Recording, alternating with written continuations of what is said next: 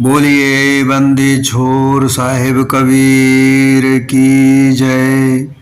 संत समाज की जय। भक्त जनों की जय। साहिब बंदगी, साहिब बंदगी, साहिब बंदगी। सदगुरु कबीर बीजक साखी प्रकरण साखी 217। ये गुणवंती बेलरी तब गुण वर्ण्य न जाए। जर काटे ते हरियारी सींचे ते कुमलाए। सदगुरु कबीर का जो ज्ञान है, जो निर्देशन है, वो बड़ा ही गूढ़ है, बहुत झीणा विचार है। इस विचार को समझने के लिए बहुत ही निष्पक्ष होना पड़ता है। किसी भी पक्ष को लेकर अगर हम सदगुरु कबीर के विचारों का मंथन करें तो समझ में नहीं आएगा। निष्पक्ष बात उन्होंने कही है। यह आज की जो साखी है, इसका बहुत ही रहस्यपूर्ण वृतांत है। इसको हमें सबको समझना चाहिए। ये गुणवंती बेलरी, ऐसी कौन सी बेल है जिसका गुण वृतांत समझ में नहीं आता, समझाया नहीं जाता, और जिसकी जड़ काटने से वो हरी होती हो, और अगर उसको सींचे तो वो कुमला जाती हो।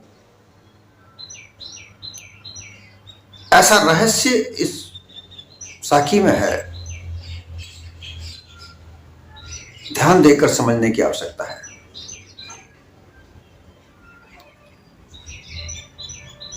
और ये जीवन के साथ जुड़ी हुई है, हर व्यक्ति के जीवन के साथ में जुड़ी हुई है। सदगुरु कबीर ने जो भी कहा, जो भी निर्देश किया, मानव जीवन के साथ जुड़ा हुआ कहा।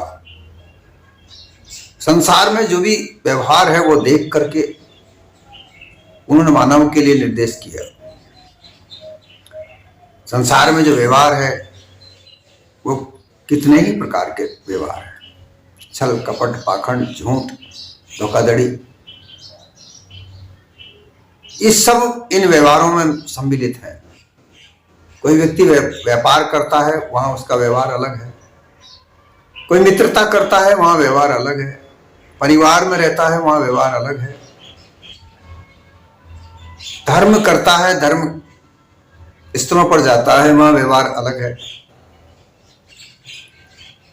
अलग अलग व्यवहार साहिब ने देख करके और जो वाणी कही उसमें सार वाणियों का छुपा हुआ है।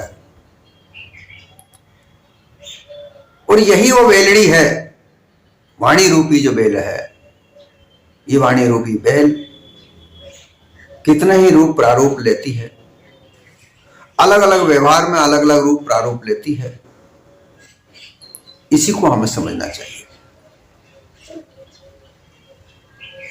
कैसे लेती है? ये गुणवंती बेलड़ी, गुण भी है, इसमें गुण है। गुण रजोगुणी, सतोगुणी, तमोगुणी। ये जो वाणी है इस समय समय पर रजोगुणी हो जाती है, अर्थात बड़े कोमल, प्रिय, मीठे शब्दों का प्रयोग कर होती है वाणी में। जब किसी प्रकार का कोई छल कपट पाखंड के द्वारा किसी स्वार्थ को सिद्ध किया जाने की बात हो तो वाणी में बड़ा कोमलता, नम्रता, मीठे शब्दों का प्रयोग करके उस वाणी का प्रयोग किया जाता है। सतोगुणी वाणी जहां धर्म चर्चा हो, कथा हो, जैसे अभी कथावाचक लोग बड़े महंगे इनके दाम हैं, एक एक कथावाचक की 5-5 लाख रुपया एक दिन का है। और जब ये वो वाणियां बोलते हैं, जब धर्म की चर्चा करते हैं, तो बड़े सतोगुणी तरीके से लोगों को समझाते हैं। लेकिन उनके जीवन में जाकर देखो, क्या खाते हैं, क्या पीते हैं, क्या कैसे रहते हैं, कहाँ ठहरते हैं, उनके क्या क्या शौक हैं, क्या क्या उनकी आदतें हैं, ये उनके निजी जीवन में जाकर झांक कर कभी कोई देखता नहीं। मंच पर आ जाते हैं सज धज कर, बड़े बड़े तिलक लगाकर, अच्छे अच्छे कपड़े पहनकर, और सतोगुणी वाणी का प्रयोग करते हैं। और फिर कभी कोई विरोधाभास, अगर विरोधाभास व्यवहार बने तो तमोगुणी वाणी बन जाती है। कैसी कैसी गालियां, कैसे कैसे शब्दों का प्रयोग करते हैं। ये सब वाणी का खेल है। ये वाणी की जो लता है, जो वाणी गुणवंती वेल जो गुण की है, ऐसे गुण हैं इसमें। ये वेल है, इसके कई तरह के पल्लव, पत्र, फूल फलते हैं, और इस वाणी के आधार पर ही ये सारे खेल खेलते हैं। और ये वाणी का आधार क्या है? वाणी का आधार है 5 विषयों की जेवड़ी है, तार बने हुए हैं। क्योंकि जो भी वाणी है उसका आधार, उनका प्रयोग 5 विषय, इस संसार के 5 विषय हैं। शब्द वाणी का प्रमुख आधार है, पर इन शब्दों का प्रयोग कब किया जाता है? किसी रूप प्रावण्य को, विचित्र विचित्र को देखकर, किसी गंध सुगंध को देखकर, सूंघ कर, एहसास करके, किसी स्पर्श को देख, स्पर्श करने पर किसी का स्पर्श होता है, कोमल स्पर्श होता है, बड़ा मोह का एहसास होता है, कठोर स्पर्श होता है, हटता है, उसके लिए कुछ टिप्पणियां की जाती हैं, शब्दों से की जाती है, वाणी से की जाती है। रस, जब रस की बात आती है, भोजन कई प्रकार के स्वादों का होता है, उस स्वाद का लेकर, भोजनों का स्वाद लेकर के जो शब्द कहे जाते हैं, वाणी कही जाती है। 5 विषय के जो तार हैं, ये वाणी है, इसके बन गया। ये इतने फैले हुए हैं कि कोई पारावार नहीं है। कहां तक ये तार, कहां तक ये जेवरी फैली हुई है, इसका कोई मतलब नहीं।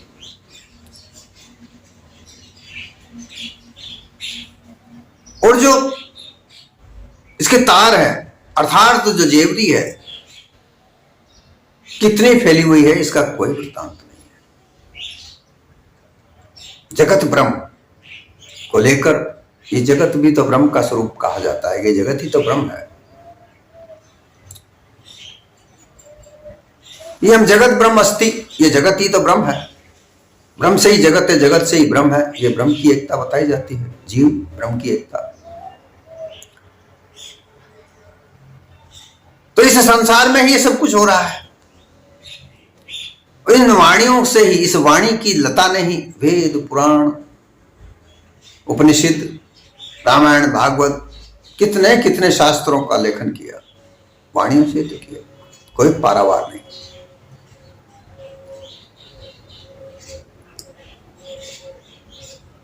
और ये वाणी किसी प्रकार के कोई सींचने से नहीं फलती, बस कल्पना मात्र से फलती है। कल्पना किए जाओ, उतने बड़े विद्वान कहलाओगे। ब्रह्म के लिए कितनी कल्पना करो, बड़े बड़े शास्त्रों को लिखो, किसी प्रकार का कोई पारावार नहीं। ब्रह्म का सिद्धांत 600 ईसा पूर्व तक, 600 ईस्वी तक,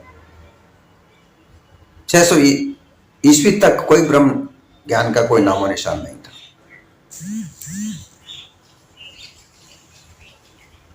788 में जब शंकराचार्य हुए, वो 35-36 साल तक मात्र जिए। इसके बीच में उन्होंने ब्रह्म ज्ञान का ऐसा जाल पसारा किया कि उनके कई कई सिद्धांत सामने आए और दुनिया भर की कल्पना से कहानियां जड़ जड़ कर उसको इतनी प्रकार की बना दिया। मूल रूप से 3 प्रकार के सिद्धांत इसमें सामने आते हैं। शंकराचार्य का अद्वैत, रामानुजाचार्य का विशिष्ट अद्वैत, यमुनाचार्य जी का द्वैत। ये सिद्धांत तो हैं। वैसे निमार्काचार्य जी का द्वैताद्वैत है और भी सिद्धांत कई प्रकार के ब्रह्म के सिद्धांत हैं। 5 प्रकार से बनते हैं, अलग अलग आचार्य जी के हैं। ईश्वर को लेकर वाणियों की रचना की, ब्रह्म को लेकर वाणियों की रचना की। वाणियों का पारावार बेल इतनी फैली कि इसका कोई पारावार नहीं। मत, पंथ, धर्म, ये सब वाणी के कल्पना से बने हुए हैं। ये बेल इतनी फैली हुई है कि इसका कोई, इसकी जड़ कल्पना से चलती है। जितनी कल्पना करोगे उतनी ही यह बेल फैलेगी, फूलेगी। और जो कल्पना करने वाले, वाणियों की रचना करने वाले, वो सब बड़े बड़े विद्वान कहलाते हैं। उनके शास्त्र, लोग उनके शास्त्रों का प्रसंग लेते हैं, प्रमाण लेते हैं, लेकिन कभी यह नहीं विचार करते कि जितने भी प्रसंग हैं, जितने भी प्रमाण हैं, जितने भी छंद, दोहा, चौपाई, रामायण जो भी लिखी है, जितने भी प्रकार के छंदों के द्वारा, गद्य के द्वारा, पद्य के द्वारा जो भी शास्त्र लिखे हैं, वो सब मात्रवाणी कल्पना है। यथार्थवाद उसमें कहीं भी नहीं है जो मानव जीवन के काम है। ब्रह्म ज्ञान का विचार कभी मानव जीवन में काम नहीं आता। आप विचार के देख लीजिए कि केवल एक कपोल कल्पना मात्र है जो मानव जीवन में किसी प्रकार का कोई काम नहीं। अब सांसारिक व्यक्ति को इस ज्ञान से क्या लाभ, और इसीलिए लोग ज्यादातर आध्यात्मिकता से दूर रहकर वो जिनको जैसा रास्ता मिलता है वो वैसा करते हैं। सतगुरु कबीर ने इन कल्पनाओं से निकलकर मानव जीवन को यथार्थ ज्ञान दिया जो मानव जीवन के काम आए। काम आने वाला ज्ञान सार शब्द है जो वास्तव में मानव जीवन में काम आता है।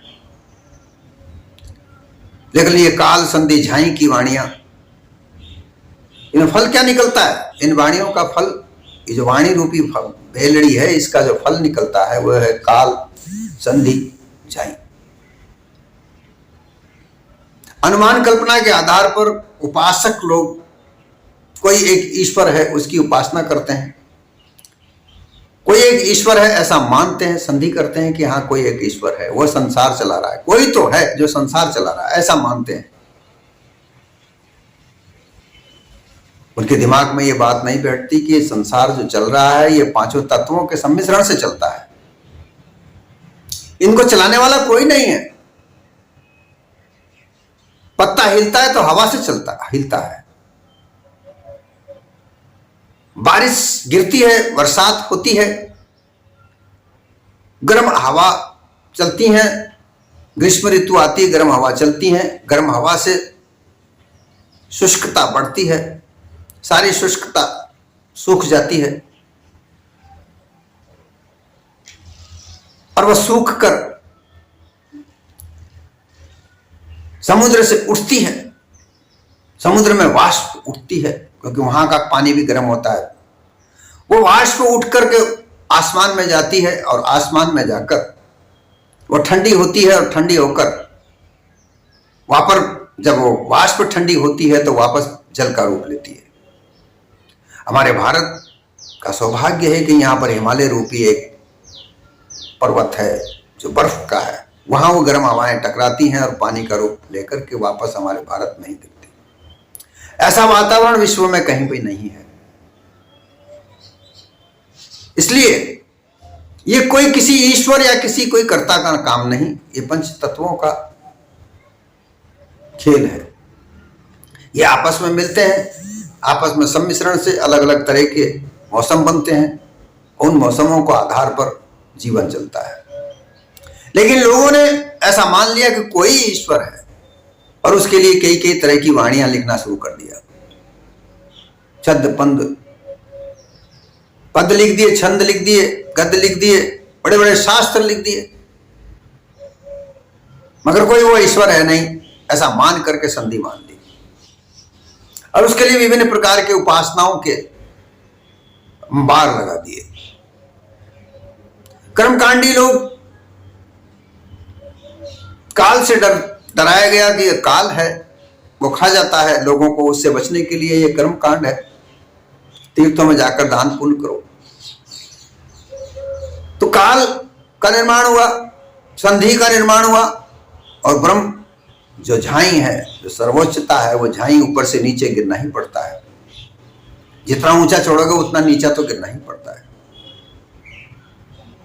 तो ये काल संधि झाई, इस वेलड़ी के फल जो भी कल्पना मात्र है, जीवन में कभी काम नहीं आते। ऐसी जो वेलड़ी है, इस वेल का सदगुरु कबीर ने विचार किया कि वाणी कितनी वेलड़ी है, कितनी भयंकर है, कितनी रोचक है, लेकिन इसमें ही सदगुरु कबीर ने यथार्थ वाणी का भी जिक्र किया। जो सार शब्दों का सार बताए, मानव जीवन के काम आने वाले भेद बताए, वह यथार्थ वाणी, ये वाणी का रूप है। लेकिन ये जो गुणवंती वेलड़ी है, जो कल्पना मात्र वाणी की जो वेलड़ी है काल संधि झाई की, ये वेल गुणकारी कही जाती है क्योंकि 3 गुण हैं, तीनों गुणों के साथ में ये वेल चलती है। अनेक ग्रंथ मत पंथ इससे बने हुए हैं। अब इस वाणी कल्पना के आधार पर इस वाणी को भी भेकरी, मध्यमा, पश्यंती, परा, ये वाणियों का नाम दिया।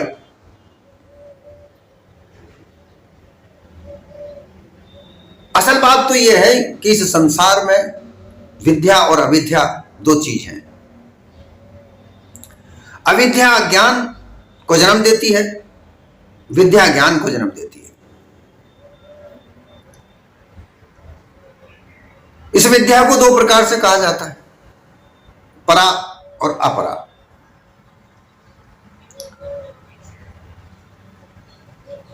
विद्याओं में 14 विद्या कही जाती हैं। शास्त्रों में 14 है, परंतु आजकल तो हजारों प्रकार की विद्याएं हैं। कंप्यूटर के आ जाने से हजारों प्रकार की विद्याएं हमारे समक्ष हैं, परंतु शास्त्रों में 14 प्रकार की विद्याओं का नाम दर्ज है। पुराने जमाने में मानव जो जीवन था वो इतना एडवांस नहीं था।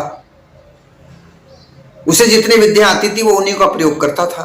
संगीत विद्या है, भोजन बनाने की विद्या है, घुड़सवारी विद्या है, राज करने की विद्या है, ज्योतिष विद्या है, द्योत विद्या, जुआ खेलने की विद्या भी शामिल की गई, तैरने की विद्या, रसायन की विद्या, इस सभी विद्या 14 विद्या होती हैं। परंतु आजकल अब ये विद्या सब संसार में धन उपार्जन का कार्य करती हैं। धन उपार्जन करके अपने जीवन को चलाए, अपने परिवार का पालन पोषण करे, ये विद्या का कार्य है, विद्या का साधन। विद्या एक साधन मात्र है धन कमाने का, धन उपार्जन करने का।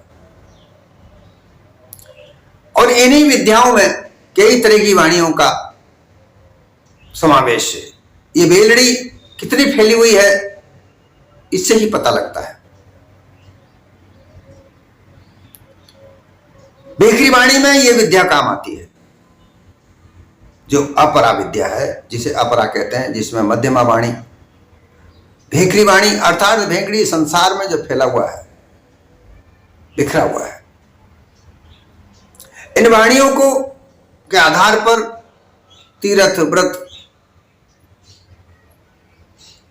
स्वार्थ और परोपकार दो प्रकार के कार्य यहां संसार में होते हैं, लेकिन स्वार्थी वाणी का निर्माण ज्यादा हुआ, परोपकार की वाणियों का निर्माण बहुत कम हुआ।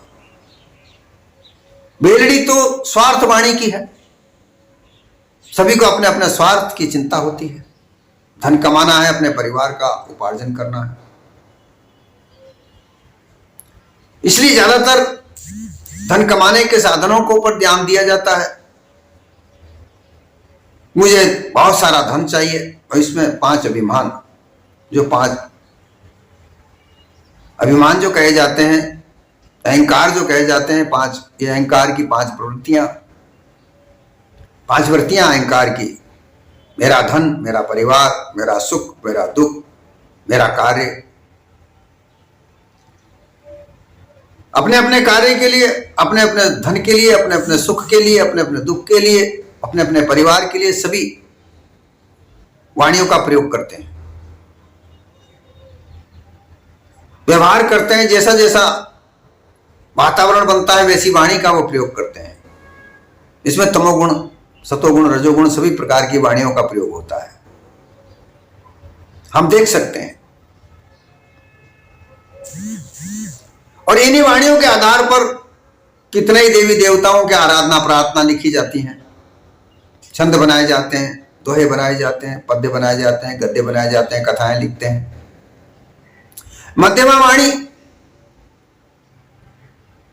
अपरावाणी से परावाणी की ओर जाने का एक माध्यम है, अर्थात मन में विचार करने का साधन है। जो 5 विषय बाहरी दिखते हैं, ज्ञान इंद्रियां, कर्म इंद्रियां इनका उपभोग करती हैं, इनसे मन को मोड़कर अंदर परा की तरफ चलने के लिए इशारा होता है। इसे माध्यम कहा जाता है, माध्यम वाणी का माध्यम। इन वाणियों को सुनने के लिए श्रवण मनन निध्यासन साक्षात्कार साधन होते हैं। सत्संग के आधार पर वाणियां सुनते हैं, फिर जिज्ञासु बनते हैं कि मुझे और भेद चाहिए, मुझे परा की और परा विद्या की ओर अग्रसर होना है। तो फिर वहां विवेक, वैराग, मुमुक्षुता और सठ संपत्ति का साधन लिया जाता है। फिर उस परा विद्या की जानकारी प्राप्त होने पर पश्यंती वाणी कहलाती है।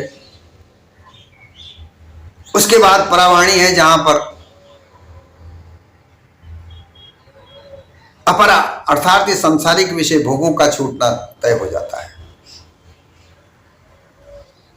सांसारिक विषय भोग का त्याग, यहां वैराग पूर्ण स्थिति होती है, विवेक जागृत होता है और अविद्या का नाश होकर विद्या का प्रतिफल पराविद्या का मिलना हो जाता है, और पराविद्या ही मोक्ष को देने वाली होती है, ऐसा वेदांत कहता है। लेकिन ये संधि झाई की पराकाष्ठा है, इसके अलावा और कुछ नहीं है, क्योंकि यहां सार कहीं भी नहीं है। सार है तो सार शब्दों में है, जो मानव जीवन के काम आता है। सारवाणी ये कहती है कि तुम क्या हो पहले ये जान लो, तुम ही तो सार हो, तुम ही तो जमा हो, इस संसार में तुम ही रचने वाले हो। वाणियों को रचना करके उसी में भूलने वाले भी तुम ही हो, बंध कर छूटने वाले भी तुम हो, बंधन बनाने वाले भी तुम हो, उस बंधन को काटने वाले भी तुम हो। ये सारवाणी कहती है, और इस सारवाणी से ही मोक्ष प्राप्त होती है। मोक्ष का तात्पर्य है कि मोह का क्षय हो जाना, मोह का नाश हो जाना, क्योंकि मोहवश संसार में विभिन्न प्रकार की वाणियों की रचना होती है, विभिन्न प्रकार के व्यवहार बनते हैं, विभिन्न प्रकार के बंधन बनते हैं। ये परिवार, स्त्री, पुरुष, पुत्र, पौत्र, धन, संपदा, मान, सम्मान, ऊंचा पद, ये सब मोह के जाल का ही प्रारूप है। इसमें ही बंध कर व्यक्ति अपने आप को बांधता है। और जब पराविद्या का जानकार हो जाता है, जब सार शब्द प्राप्त होते हैं, तो इस सार शब्द के प्राप्त होने का का तात्पर्य यह होता है कि संसार में रहकर के ही संसार से छूटना, इस संसार में रहकर विवेकपूर्ण स्थिति से संसार को जांचना परखना, और जो सही नहीं है उसका त्याग कर देना, जो सही है उसको उसका आधार रख लेना। ये एक सार शब्द की विद्या है। इसे परख विद्या भी कहते हैं, इसको परख विद्या कह सकते हैं, क्योंकि ये पारक सिद्धांत है। इस पारक सिद्धांत में तुम्हारी परख, तुम्हारी जांचक, तुम्हारी जागृति, निष्पक्ष होकर तुम स्वयं जांचक बनकर जागृति में जागृत होकर सार असार को समझो, परखो। जो सार है उसे ग्रहण करो, असार का त्याग करो। ये तुम्हारा स्वयं का विवेक तुम्हें बताएगा। वैराग तुम्हारा साथ रहेगा, क्योंकि जो चीज त्यागने योग्य है उसे त्यागना ही वैराग है। दृढ़ता से उस जो वस्तु असार है उसे त्याग दे। संसार में ही वाणी जाल का जो बेलड़ी है, जो वाणी जाल की जो बेलड़ी है, ये तुम्हें बांध के रखती है। जो त्याग करने योग्य वस्तु है उसको त्याग नहीं करने देती है। पूर्ण वैराग नहीं है, दृढ़ वैराग नहीं है। जब तक दृढ़ वैराग नहीं होता तब तक त्याग करने की क्षमता नहीं आती। इसलिए इन वाणियों के नाम बताकर तरह तरह की बेल फैला दी। अब ये बेल सींचे कुमलाए, अर्थात जड़ काटने से ये हरी होती है। कल्पना रूपी वाणी की जड़ को काटने से सार रूपी वाणी तैयार होती है। जब तक अनुमान कल्पना से सींचने वाली वाणी ये जाल को नहीं काटा जाए तब तक सार वाणी नहीं उत्पन्न होती। अगर इस वाणी को सींचोगे, अर्थात इसको ही ध्यान में रखोगे, इसका ही आधार धारण करोगे, जो कल्पित वाणी है, तो तुम कुमला जाओगे, अर्थात तो तुम आवागमन के चक्रव्यूह में बंधे रहोगे, मोक्ष को प्राप्त नहीं करोगे।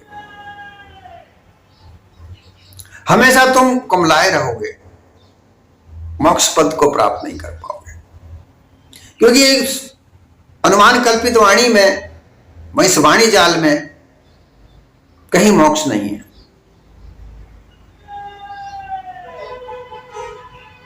मोक्ष प्राप्त करने का जो द्वार है वो सार शब्द है। काल संधि झाई ये द्वार मोक्ष के नहीं है, भटका ही खाते फिरेंगे। इसलिए सदगुरु कबीर ने गूढ़ता के साथ में इस साखी का निर्माण करके कहा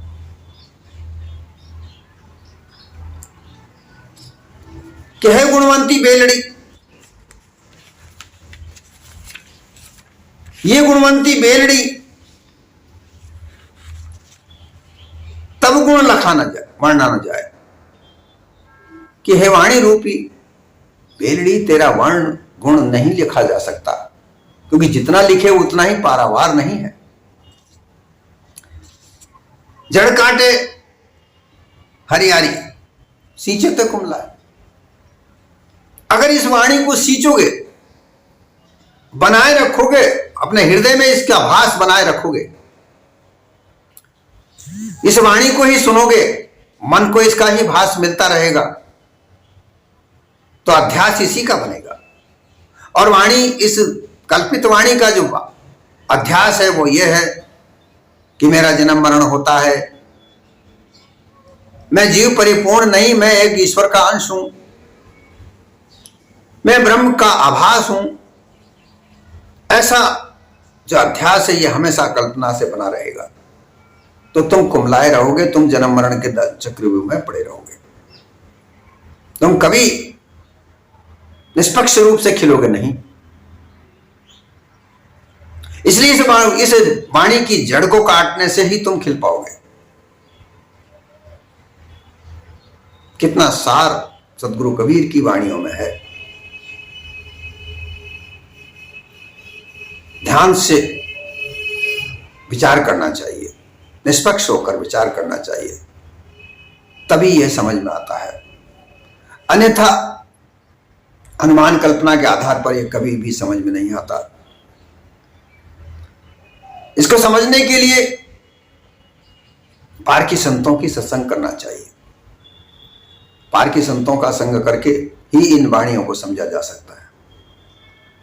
अन्यथा कल्पित वाणियों के आधार पर तो इन सार को समझा ही नहीं जा सकता।